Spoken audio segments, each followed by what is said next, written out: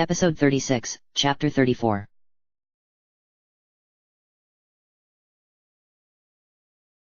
Chapter 34. I've never been here before, Link thought as the wind whipped at his hood. He looked around the broad wings of the divine beast, covered in grass, moss, and more than a few pools of malice. It was an amusing thought, in a way. Of all the places Link had visited since waking, this was likely the first one that truly had no familiarity to him. Valley never did let me visit Meadow. The amusement didn't last long, however, as he looked around. Stone pillars were set in lines on the wings, as well as what appeared to be the remains of a few old walls. Had there once been structures built on the wings of Meadow? It didn't matter. He could ponder their purpose later. Right now, he needed to use them. He could see the guardian cannons on the tips of each wing, their heads turning to follow the dark speck in the sky that Link knew to be Tiba. He had retreated slightly, likely to make it easier to dodge the white energy that shot towards him. Link moved quickly down the left wing, choosing to run on the outside of the line of pillars and old walls, rather than down the middle, fearing being blasted in the back by the cannon on the opposite wing. Tiba apparently noticed Link's emergence from the divine beast, as he abruptly swooped down again, launching another bomb arrow at the guardian. He didn't retreat this time, either, remaining close enough to pose a constant threat. "Hey," Link heard Valley say nearby. "He's pretty good. Not as good as me, but, perhaps, with time." Tiba swooped low again, firing another arrow that exploded against the guardian's body. It did no apparent damage, however, and the guardian retaliated with another of its blasts that Tiba narrowly dodged. Another lance of energy shot out from below the wing as well. He was low enough to be targeted by the cannons on the underside of the wings as well. Link swore as he watched Tiba avoid the second blast, only to nearly fly directly into a third blast from the guardian on the opposite wing. He was far too close, but he didn't retreat, swooping low over Meadow's wing and weaving between some of the pillars. Another of the energy blasts struck the pillar, causing it to explode in a cloud of debris and rock dust. Link picked up his pace, hoping that Tiba's proximity would keep him from being noticed as he ran down the wing. Finally, reaching the last of the pillars, Link paused and peered around. Tiba flew by, a white blur against the blue backdrop of the sky. The guardian's head, which rose up on a tall cylinder, tracked his flight and fired another beam of energy. Link inspected the guardian, trying to decide on the best method for taking it out. Tiba had hoped that Link would be able to find a weakness in the guardian's armor up close, but nothing that he saw suggested a weakness. How had the last one been defeated? The base was broken, he thought, frowning. It was one of the few definite signs of damage that he had seen when looking at the guardian corpse on Meadow's tail. The base. The guardian's base appeared to be stone, much like the rest of its body, but it was not a flat circle all around. Instead, Link saw that the design of the base allowed for several small gaps between it and the ground beneath it. Enough for a bomb to slip through? It was worth a shot. Link pulled out his Sheikah slate, selecting the remote bomb rune. He pressed it, causing the bomb to appear on the ground in front of him. He picked it up and glanced back out towards the guardian. And hesitated. This was a guardian. It may not have had the 6 legs, but it was a guardian. It sent a shiver down his spine. Was he ready for this? It fired again at Tiba, and Link closed his eyes. He had to be. He waited for it to follow Tiba's flight in the opposite direction, looking completely away from Link, before he sprinted out from behind the cover of the pillar. He reached the guardian's base a moment later and rolled the spherical bomb underneath the nearest gap. Link quickly backed up to the pillar again, holding his breath. The guardian didn't appear to see him, however, and continued tracking Tiba's flight, firing occasionally. Tiba had stopped firing explosive arrows as well, appearing to focus more on defensive maneuvers than attacking. Link triggered the remote bomb. With a sharp crack and a flash of brilliant white light, the bomb exploded underneath the guardian. The guardian suddenly tilted violently to the side as its base split into 2. Its eye spun around in a circle, seeking its newest attacker, but it was too late. The lights on its body flickered wildly before growing dim. Its eye settled upon Link, standing beside the pillar, before it, too, dimmed and died. Link felt a savage thrill of excitement at finally destroying one of the machines, but he knew that he couldn't dwell on it long. There was another guardian topside that needed to be dealt with, and quickly. He turned, running back the way he came. He had to reach the other one before it could be alerted to a second attacker. If he moved quickly, he could. The ground beneath him shifted. tilted. Suddenly, Link was running uphill. Link, watch out! Rivali said. Link understood a moment too late as the ground beneath him tilted further, the angle of his climb growing steeper. Too steep. His feet began to slip. Eyes widening, Link dove for one of the pillars, throwing his arms around it. He found grooves in the pillar that his fingers were able to grip, but it was far too wide for him to wrap his arms all the way around. Meadow continued to tilt until it flew nearly completely sideways in the air. The wind had picked up considerably as well as Link hung by the pillar, his feet desperately kicking at the surface of the wing, trying to find purchase. Link saw Rivali hovering nearby. All traces of smugness had been erased from his expression. He looked fearful. Link understood the feeling all too well at that moment. Meadow shuddered again, and suddenly, one of the pillars near Link exploded with guardian fire. Cursing, Link ducked his head as debris rained down on him. He was stuck, and the second guardian, it would seem, was quite aware of him now. Another of the pillars exploded. Link was protected by the pillars that stood between him and the other guardian, but that would change quickly. He desperately glanced around, looking for anything he could use, but he was stuck.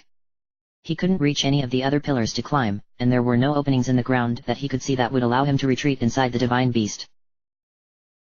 With a rush of air, Tiba suddenly swooped by, landing on the pillar. He reached down to grasp Link's hand, pulling him up onto the pillar. His eyes widened briefly as they fell on the floating spirit of Rivali, but he didn't let himself be distracted for long. Instead, he turned, exposing his back to Link.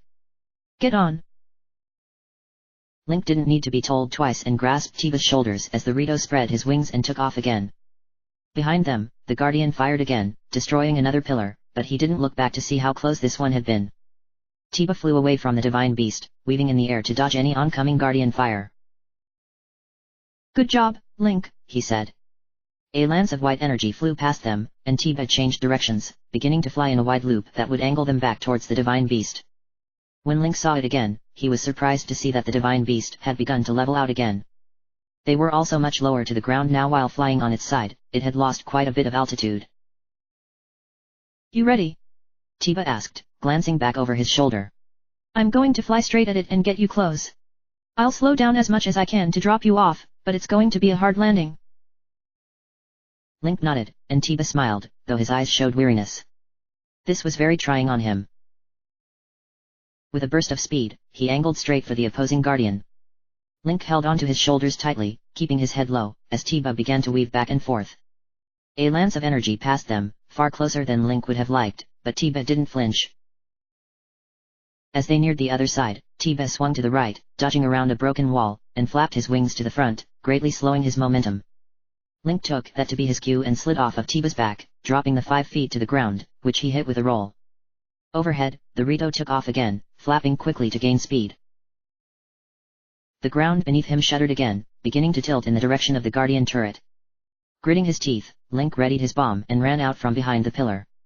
He reached the Guardian quickly and rolled the bomb under its base, as he had the last one, but he watched with horror as the tilting wing caused the bomb to continue rolling, right out the other side of the base and off the side of the wing. Before he could trigger it and ready another bomb, the Guardian turned its eye on Link. The ground under his feet continued to tilt, and he was suddenly certain that he wouldn't be able to reach cover in time to escape the Guardian's blast. Only one thing to do then, he thought, grimacing.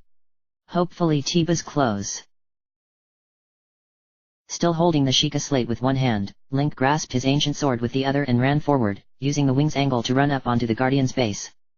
He plunged his sword into its eye, watching with satisfaction as the red lights on its body began to flash violently. Suspecting what would come next, Link ripped his sword free and kicked off the Guardian. Suddenly airborne, Link found himself looking down at Rito village from above. He wondered if the Rito below were standing out, watching the ensuing battle. Were they hiding in their huts? Had they evacuated? Something slammed hard into Link's back, and he felt sudden flaring pain in his shoulders. He looked to the sides, seeing a pair of Rito feet gripping his shoulders. Tiba's talons pierced his tunic, as well as the flesh of his shoulders. I've got you, Tiba said from above him, voice strained. He began flapping hard, but Link could tell this was difficult for him. Above them both, the Guardian that Link stabbed exploded in a burst of white light, and Meadow began to level out again, likely to bring the Guardians on its underside to bear. Link stowed his sword on his belt with difficulty and lifted his Sheikah slate. As the nearest guardian came into view, he pressed his finger on the stasis rune, which bathed it in yellow light. The stasis only lasted a few seconds, but when it began to move again, the guardian seemed confused. Its eye spun around, looking for them. When it finally found them again, it was too late. They flew over the edge of the wing and out of sight of the guardian.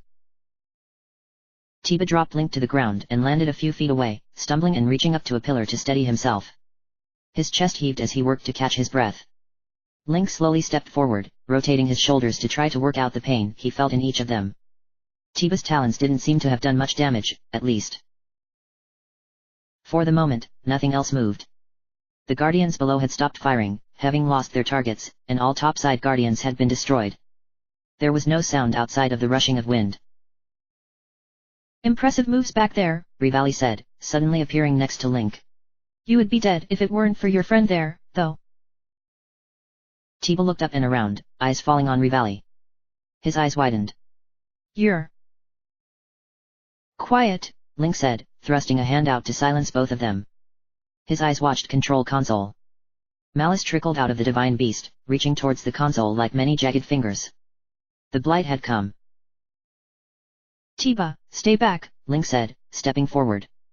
He removed his bow and pulled one of the ancient arrows from its quiver. He would try to end the fight quickly. Fire an arrow into it the moment it appeared, before it could raise its defenses. With any luck, it would be over before it even began. The fingers of Malice stopped in front of the control console and rose into the air. There were dozens of them, all rising parallel to each other briefly before angling to join together with some of the others. Eventually, all of the lines joined and formed a growing sphere. So how many of these things have you faced? Rivali asked. 2.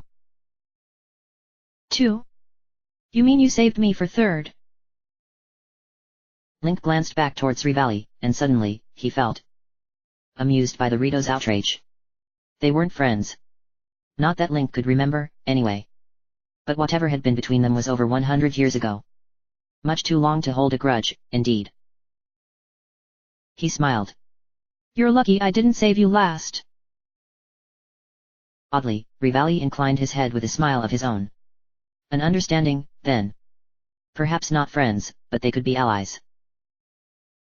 Link turned back to face the creature growing from the mass of Malice. It had begun to take shape, elongating and developing the limbs that would become its arms, torso, and head. Its left arm formed first long and slender with a clawed hand, just like the previous creatures that Link faced. Its other arm grew thicker and developed Sheikah armor in place of a hand.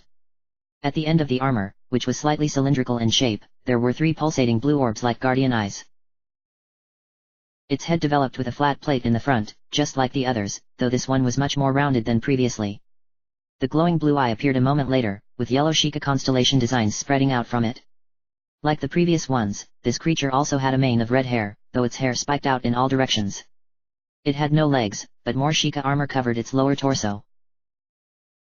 One thing that set this one apart from the others that Link had seen, however, was the addition of spike-like protrusions that stuck out from the creature's back.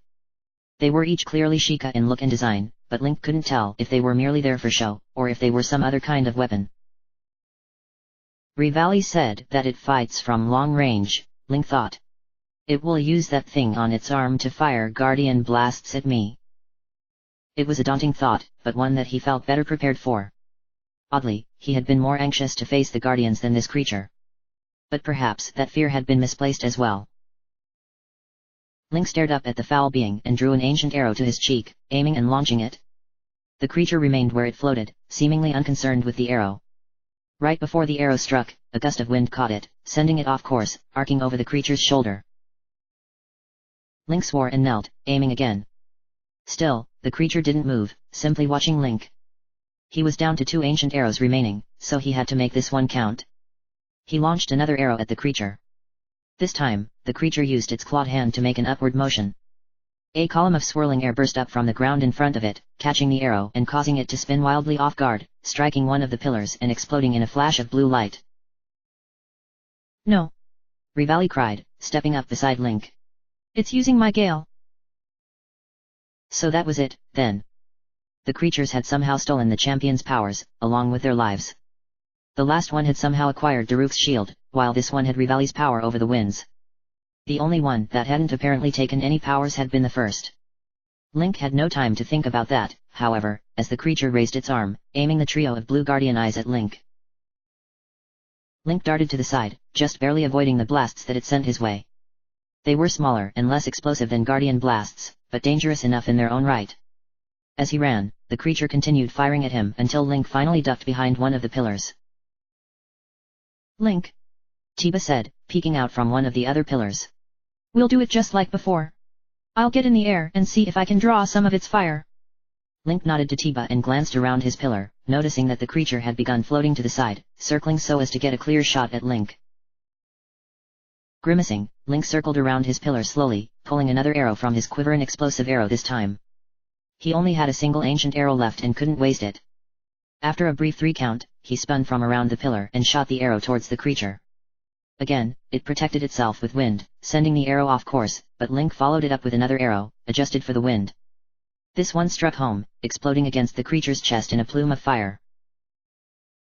The creature threw its head back, releasing a blood-curdling screech. It waved its hand forward, creating a swirling column of air that grew before it and then began moving across the ground towards Link. As the twister approached, the wind around Link picked up, quickly growing violent and filling the air with a sustained roar of sound. Link turned and ran. As he did so, he heard the creature fire its cannon again and something struck his back with the force of a hammer blow, sending him sprawling onto his belly. His bow skittered away across the ground, coming to rest dangerously close to the edge of the wing. So close! Link thought, slightly dazed by the blow. The roaring sound filled his ears and he felt a strong wind pulling him back towards the twister. Pay attention! He threw himself to his feet and continued running, hearing the creature fire several more times, though none hit. The wind, meanwhile, had grown deafening. He reached a wall and reached out, grasping it, just in time for the twister to reach him. It easily broke his tenuous grip on the wall, flinging him through the air. His back slammed into a stone column. Link cried out, falling to the ground in a heap. Get up! A voice. Tiba? No, Rivali. Standing right next to him. Get up, damn it! Link groaned, rolling onto his stomach. A shadow passed overhead. The creature, floating just above him, out of reach of his sword. He shoved himself to his feet and reached down to the pouch at his waist, pulling out the Lizalfo boomerang that he picked up on Death Mountain. Whirling, Link threw it right at the creature. It did not strike it in the eye, as he had hoped, but it spun past its right shoulder, leaving a deep gash that sprayed purple mist. The creature screeched in apparent pain, and its next series of blasts went wild, striking harmlessly around Link. Link turned and ran, reaching back and wrenching his shield free of his back. He slid his arm into it, grasping the handle firmly in his right hand. As he heard the telltale sound of the creature's weapon about to fire again, he spun, holding the shield before him. 3 blasts, each following the other, struck the shield. His feet slid back several inches under the force of the blows, but the attacks themselves ricocheted off in other directions. The creature seemed even more enraged and fired several more times, each one striking the shield and ricocheting off. Then, just as it prepared to summon another twister, an explosive arrow flew through the air and exploded against its back. It flew forward, hitting the ground in front of Link in a heap. Overhead, Tiba swooped by, yelling something indistinct to Link in the rushing wind. Yes. Link thought, quickly reaching to his belt and pulling the ancient sword from its spot. He activated the sword and lunged forward. The creature moved at the last second, and the sword plunged deeply into the black armor surrounding its eye, but did not pierce the eye itself. The creature roared, reaching out and grasping Link by the front of his tunic with its clawed hand. It rose into the air, and Link kicked ineffectually as he was lifted from the ground. The creature, its face armor leaking malice, both in liquid and gaseous form, held Link far enough away to prevent him from stabbing towards his eye again. Another arrow exploded against the creature's back, but it was ready this time. Though it shook with the impact, it was not flung to the ground as it had been last time. Instead, it spun, aiming its cannon at Tiba as he swooped by. Tiba flapped desperately, but it was too late. The cannon fired, and Tiba was struck by a blast that knocked him out of the air and out of sight, over the edge of the wing. Tiba! Link cried. He brought his sword down on the creature's arm. It made a pained screech and released him. He rolled as he hit the ground and came back up, thrusting his sword up, directly into the Sheikah armor that covered the creature's bottom half. His sword pierced easily, and the creature screeched again, rising higher into the air. Some of the malice that sprayed out of the wound got onto Link's hand and clothing. Immediately, he felt a searing sensation on his exposed fingers and smoke rose from the sleeve of his shirt. He passed the sword from his left hand to his right and shook the hand that had been coated, trying to rid himself of the substance. The creature rose high in the air above him now, looking down at him. Though he could see no expression, its posture indicated clear menace. The wind around them began to pick up, and Link felt the divine beast begin to rock. Whether it was because of wind or if the creature had begun to control Meadow again, he didn't know. Either way, his footing became much less solid. Suddenly, the tops of the spikes on the creature's back, 4 in all, shot out into the air, glowing with the light of Sheikah technology. Like 4 diamonds, they began to twist in a circle above the creature's head, trailing phantom light behind them. One by one, they opened like flowers blooming, splitting apart and revealing their brightly lit innards. What is that? Link thought, backing away slowly. A new weapon. Something he didn't know how to react to. Link. Rivali's voice behind him. He spun and saw that Rivali had somehow retrieved his fallen bow. He seemed fainter now anytime the spirits interacted with the living world, it clearly took a lot out of them. His eyes were determined, however. Link grabbed up the bow, slinging it back over his shoulder. After a hesitant moment, he stowed the sword, as well, but kept the shield firmly attached to his arm. Overhead, the creature aimed its cannon again, but not at Link. No, this time, it aimed it right at one of the floating spikes. It fired several times into it, and Link watched with awe as the bolts of energy were reflected into the other spikes. The energy began to bounce between them, growing faster and brighter. The bolts split. Multiplied. And then they began to rain down towards Link from 4 different directions at once. Link swore and ran, keeping his shield up. The first volley struck the shield, nearly sending him to the ground. Another struck next to him, while yet another struck the pillar in front of him, just over his head. There was a randomness to the fire, but there were so many of them that avoiding them was like running through a rainstorm while attempting to stay dry. One of the blasts struck him in the side, and he cried out, flung to the side. Before he even hit the ground, another slammed into his back, changing the direction of his fall again. He slammed into the ground face first. He tasted blood in his mouth. But he was alive. And, damn it, he was angry. Link threw himself to his feet, reaching up and wiping the blood from his nose and lips. His side and back both ached, as did his hand, where the malice coated earlier. He looked up at the flying creature, already raising its cannon towards the flying spikes again, preparing another volley. Enough. Link replaced the shield with his bow. The creature fired, and he watched as the blasts of energy ricocheted off the flying devices, multiplying as they did so. He narrowed his eyes, waiting for the moment. They began to rain down towards him. Link held his breath, focusing. Time slowed. It did slow. There was no question in his mind as he focused, watching the dozen or so bolts of white energy as they approached him at a crawl. He could see each trajectory. Where each would land. Link sidestepped and raised the bow, taking aim with an explosive arrow. He released the arrow and his breath at the same time. The bolts of energy crashed down all around him, slamming into the pillars and ground with a great deal of force, yet none struck him. The creature was not so lucky.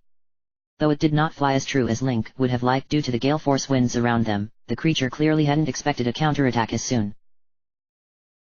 The arrow struck the creature's left shoulder and exploded. The arm bearing the clawed hand fell to the ground, dissolving into a puddle of malice. The creature shrieked in anger and pain, but Link ignored it, knocking another of the arrows. The wind around him had died down almost immediately once the creature's arm had been severed. Perhaps the power was contained in that hand, or perhaps its concentration had been broken. Either way, the time to act was now. Link launched another arrow, this one exploding against the creature's exposed chest. It flew back some 10 feet before righting itself, aiming its weapon at Link, ignoring the flying devices around its head. It launched another of the trio of blasts at Link, but he held his breath, focusing his mind as they came. Just like before, they slowed in their flight. Link sidestepped and aimed again, releasing his breath. As the blasts crashed down where he had just been standing, his arrow exploded in a plume of fire against the creature's face. Its mask cracked. Shattered. Beneath it was a gruesome visage.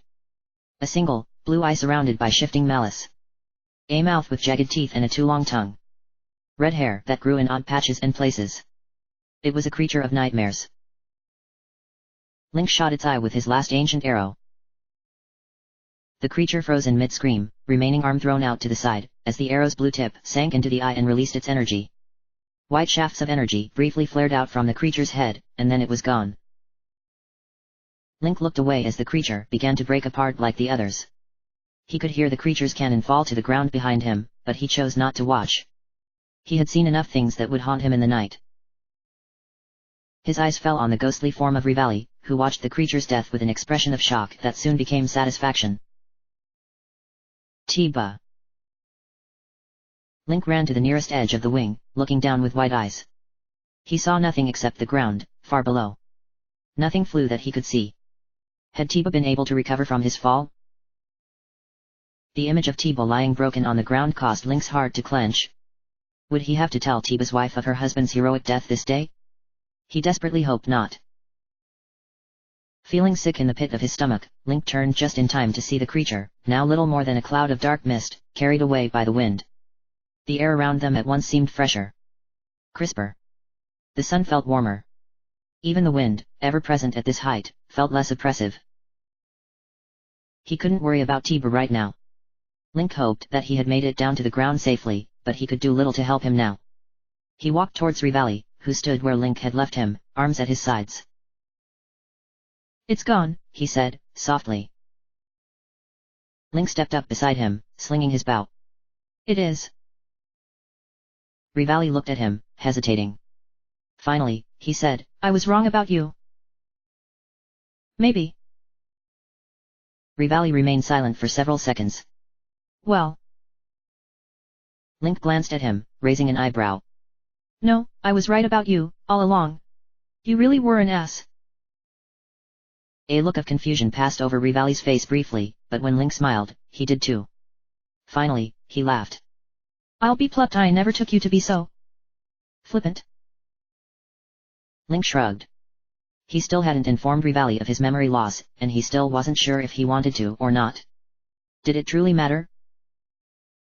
"I suppose 100 years is a long time," Link said. "Indeed." A memory flashed through Link's mind, so quick, yet clear as though he had just been there. The moment before the end, before Rivali had flown off to retrieve his divine beast. The last moment he had seen Rivali alive. "Don't rush in there without me. You probably don't stand a chance if I'm not there to back you up."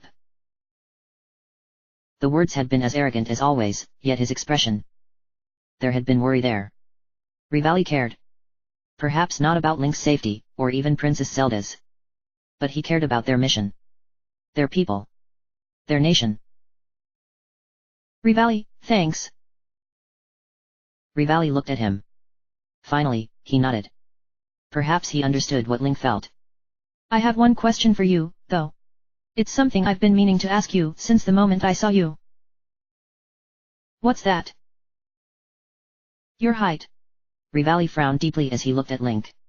"Is it possible that you have actually grown shorter since I last saw you? And that hair. Please do not tell me that you lopped it all off with your sword." "Perhaps not."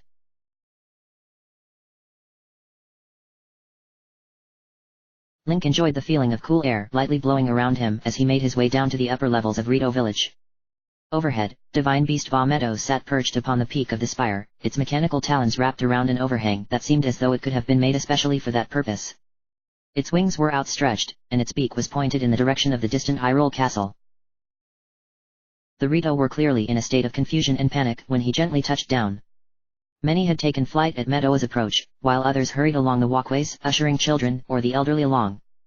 They likely thought that Meadow was about to attack the city, as their chieftain had warned might be a possibility. Rivali probably planned it that way, Link thought, glaring up towards the divine beast. No, Rivali had not changed much in the last 100 years. Their remaining time together had been little more than posturing and insults, but Link found that he didn't mind as much as he had in the past. Maybe he understood Rivali better now.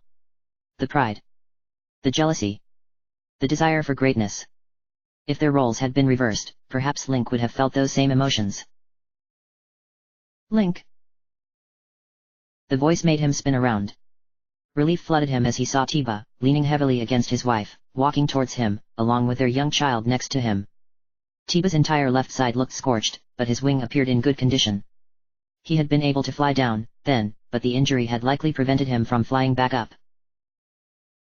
Meadow, is it? It's done, Link said. The creature that was controlling it is dead. Rivali's spirit controls it now. Everyone is safe. Tiba's eyes widened. Skies above, you did it. You actually did it. We need to tell Canali everybody is panicking, but if we... Saki placed a hand on his chest, and Tiba paused, looking at her. Finally, he nodded. Link, if you wouldn't mind, could you help my husband back to our home? I will go speak with Elder Canali. Saki said. Link quickly moved forward, allowing her to drape Tiba's wing around Link's shoulders. Thank you. Tulin, you stay with your father. I'll be back in just a few minutes. Saki hurried off to go inform the elder, and Link turned, supporting Tiba as they made their way back the short distance to their hut. I'm sorry I wasn't able to be there until the end, Tiba said when she was gone. Getting hit like that took a lot out of me, and I lost my bow in the process. I wouldn't have been any use to you, even if I had been able to fly back. I couldn't have done it without your help. You saved me more than once up there. Tiba grunted but seemed to accept it. After a few more steps, he spoke again. So that was really Rivali up there. He wasn't what I expected. Heroes rarely are, Link said. And, if I understand things correctly, that thing up there is the thing that killed Rivali all those years ago. Right. Then I owe you an apology. Tiba looked down at Link, meeting his eyes. I used to think that Hylians weren't really good for anything but labor. Cutting down trees and constructing our homes. I've known few Hylian warriors, and even fewer that I would entrust my life to. The only reason I even agreed to let you come with me was because of your knowledge of the divine beasts and Cass word. I didn't expect you to be any help up there. Link found himself smiling. It's not such a different reaction than I've received anywhere else I've been. The Gorons laughed when I told them I was going to solve their divine beast problem, and the Zora threatened to kill me. Why should the Rito be any different? The fact that you persevered speaks much about you. Why have you continued, in spite of the adversity? Why did you keep attacking Meadow, even when you were told not to? To keep my people safe. To keep my family safe. Link nodded slowly. It's not so different for me. I don't remember a lot of it, but I come from a time when we all used to be united under one banner. I don't know if we'll ever return to that, not really. But I'll still try to protect the people of this land however I can. I'll give my life, if I must. He paused, considering. And I have family that I need to save too. He thought of Mipha, Daruk, Rivali, and Urbosa. He thought of Princess Zelda. Then I was an idiot. I was ready to stand in your way if you didn't have anything to offer me. Link smiled faintly and shrugged. At least you didn't make me slaughter a Lionel to prove my worth. What? You'll have to ask Cass about that one. He was there, and he would probably be angry at me for telling the story. Would probably claim I told it too humbly. Tiba fell silent after that, though Link could tell that he had more questions. That was fine, and he would be happy to answer them eventually. For now, however, he was exhausted. His months of travel and life-threatening adventures weighed on him far heavier now than they had before he and Tiba flew up to face Meadow. He wanted to rest, even if for only a short time.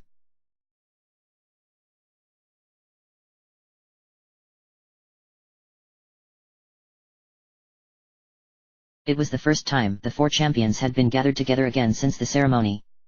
It felt to Link that a lifetime had passed since then. He had learned much about himself in that time, as well as his charge. King Roam had been the one to invite the champions to the castle for the beginning of summer festivities. Publicly, it had been to celebrate the continued success of the mounting defense against Ganon's return. Each of the champions had control of their divine beasts, and more guardians were being exhumed daily. The Sheikah had been making breakthroughs in their control of the guardians as well. Pretty soon, there was even talk that they would have them up and moving around, fully under control. Link knew the truth, though. How could be not? Princess Zelda's attempts to unlock her sealing powers continued to fail. She was desperate, as was the king. Even the people had begun to whisper of her inability to fulfill her role. Her mother would have been able to do it, the servants whispered, when they didn't know Link was near. If only fates hadn't been so cruel. So, the king called for a celebration. A false celebration, perhaps, but the people didn't need to know it. As far as they were concerned, should Calamity Ganon return, he would be met by the combined might of Hyrule. The evening's events had taken much out of them, Princess Zelda especially.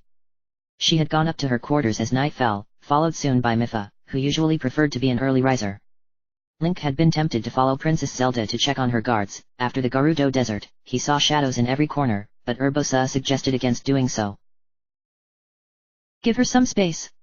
Urbosa squeezed his arm, smiling knowingly. She'll be all right. So, the four of them, Link, Urbosa, Daruk, and Rivali, found themselves sitting together in castle courtyard. Daruk had procured a cask of ale from somewhere, and together, they drank. In truth, Link didn't dislike their presence, besides, perhaps, Rivali's, but being here, with them, felt strange. He still wasn't sure how he fit in with this group. All had risen to prominence prior to being chosen to pilot their respective divine beasts, and most of them were leaders among their people. Urbosa was the Gerudo chieftain, Mipha the Zora princess. Daruk was not the boss among Gorons, but he was highly respected and a leader among their warriors. Even Rivali, for all his preening, was considered to be a hero among the Rito. Link was none of those things. No, in fact, he had been little more than a nobody. Son of a royal knight, true, and heir to their meager holding.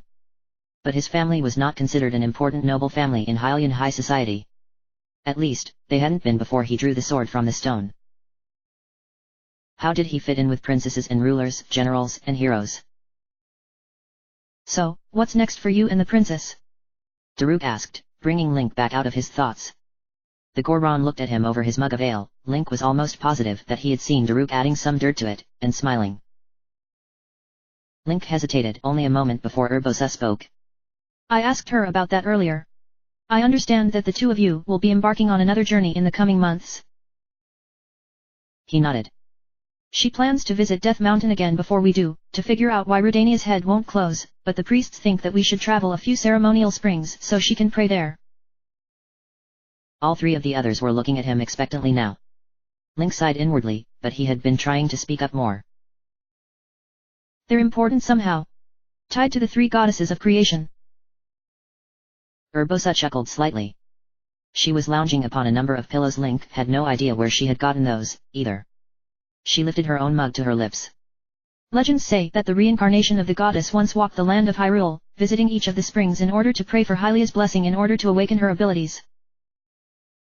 Link had heard the legends from Princess Zelda herself. The very first Zelda, from before there was even a kingdom or royalty, and the very first hero of legend, wielder of the Master Sword, whose name had been lost to time. So? What? Rivali said. Link looked up at him, frowning. You're telling me that going around to each of these things is supposed to somehow awaken her powers? Well, yes, Link said.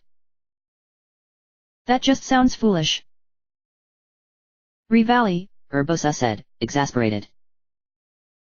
Isn't it? She either has the power, or she doesn't.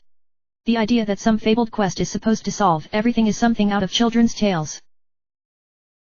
Yes, much like ancient evil beings and magical swords. This is all out of a storybook. Quite literally, in fact. But it doesn't change the reality of the situation, either. Rivali and Urbosa began to bicker back and forth while Daruk watched, smiling. Meanwhile, Link found himself wondering if Rivali was right. Certainly, Princess Zelda hoped that this would work, yet it had an air of desperation to it. Was she going about it the wrong way? Perhaps the powers had nothing to do with prayers and rituals. Certainly, there had been no ritual when he drew the Master Sword. Rivali groaned dramatically, shaking his head. I'm just saying that if her abilities are going to surface, they'll do so when she's ready. I don't see how praying at a few mystical springs will help that. And maybe you're right. But I expect that she will not rest until they do. Urbosa glanced towards Link, giving him a meaningful look. And I'll keep her safe throughout it all, he thought, nodding slightly. Urbosa smirked and tipped him a wink, as if she could read his thoughts. Link's cheeks grew warm. He wished she wouldn't do that.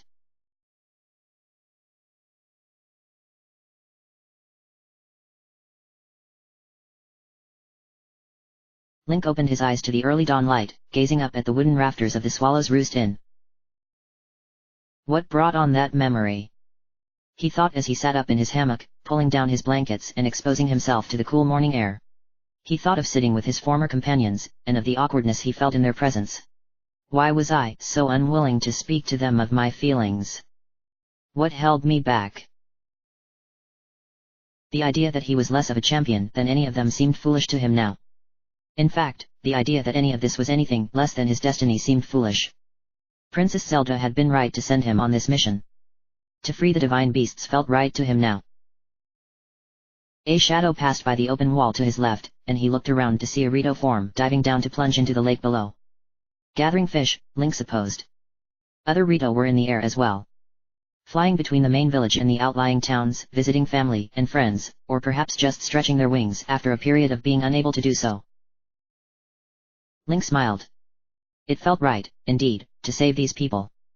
He turned and looked to the east, in the direction of the castle.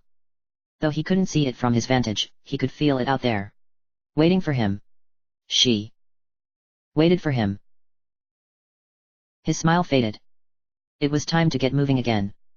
He carefully made his way off of the hammock. He had fallen out of it more than once during his short stay at Rito Village following his victory upon Meadow.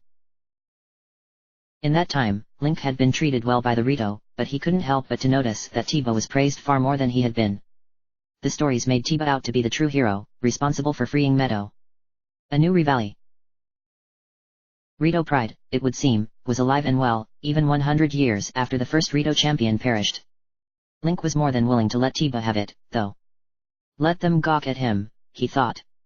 Tiba seemed to hate it, too, which made it even more fine to Link. Elder Cannoli seemed to understand Link's true role in defeating the creature that had inhabited Meadow, however, and named him a friend to the Rito.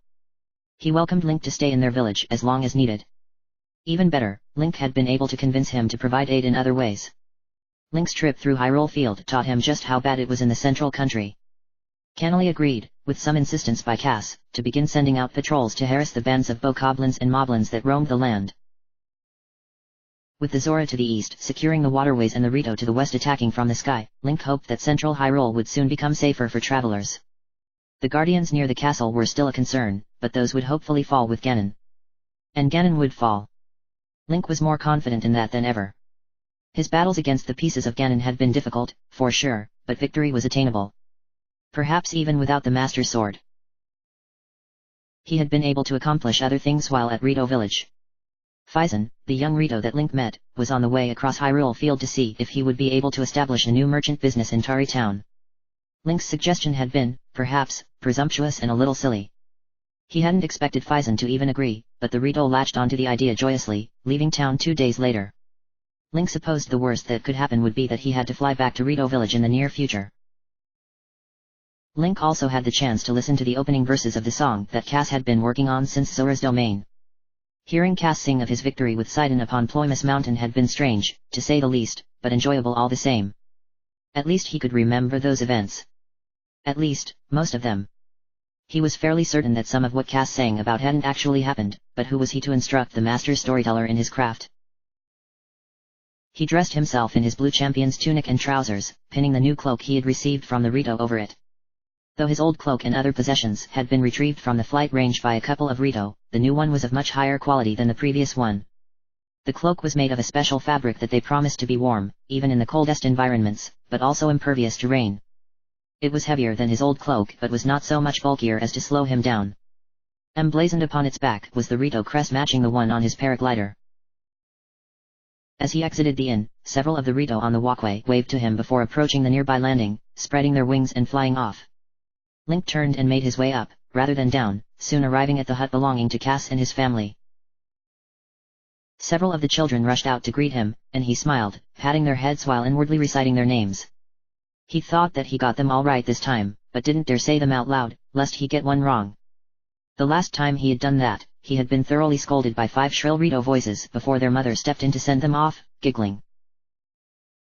Cass sat inside, tuning his concertina, while Amelie prepared the morning meal in the adjacent hut. Link could smell fresh fish cooking over the fire.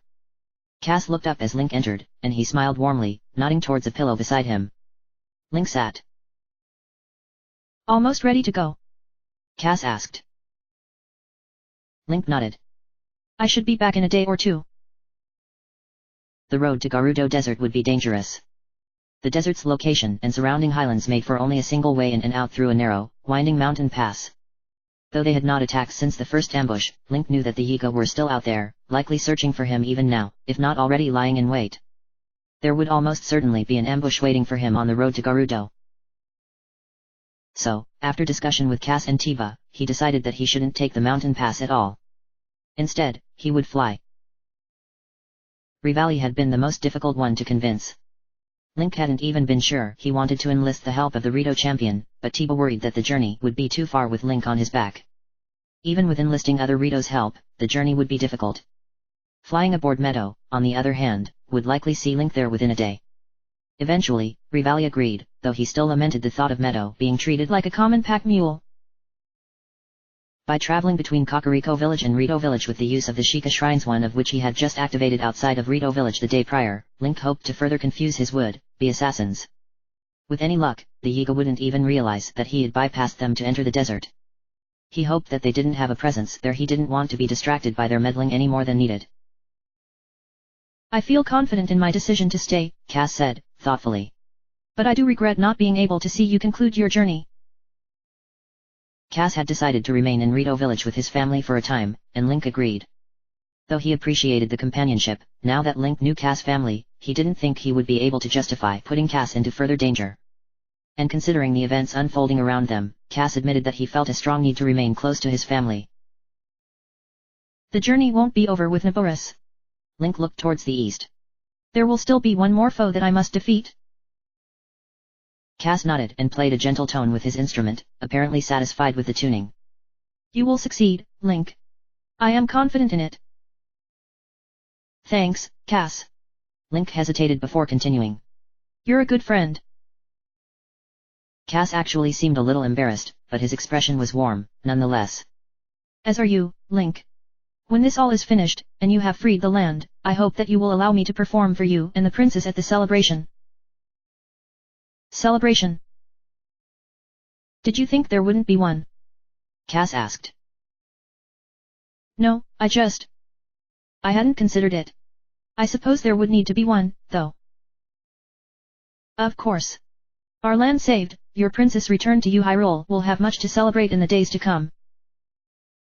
Think I'll have any chance to just disappear into the crowd? Link asked, smiling wryly. Not at all. Then I hope my hair will grow back some by then, Link said, ruefully running his hand through his shortened locks. He had already shaved the beard, much to Rivali's delight. Don't worry. I won't mention your beard in my songs unless I come up with an exceptionally good rhyme, that is. Thanks. Cass laughed, reaching out and patting Link's knee. They remained there, together, for a short time before Amelie announced that breakfast was ready, and Cass' 5 daughters all appeared in response to the summons. He ate with the family before saying his farewells and going off in search of Tiba, who, strangely, wasn't in the village. His wife informed Link that Tiba had left early that morning to the flight range, but that he would be back the following day. Accepting this, Link made his way out of Rito Village and down to the stable, where Spirit awaited him. He had initially debated even just leaving for the desert immediately, but decided, for Spirit's sake, that the trip back to Kakariko and Hateno was a necessity. He had already left Spirit in the care of strangers during his trip to Death Mountain, but now that he had the ability to transport them both, he intended to leave Spirit somewhere more comfortable. Besides, leaving his horse where he knew spies could report it back to the Yiga would hopefully sow even more confusion. Link mounted Spirit just outside of the stable, thanking the stable hands, and started forward, away from the small logging village. He glanced back over his shoulder at the tall Rito spire and smiled at the sight of Meadow perched upon its peak. Of course, Rivali would choose to wait there, he thought as he rode out of view. As soon as he was certain no one could see him, he pulled out his Sheikah slate and used it to teleport away. End of chapter.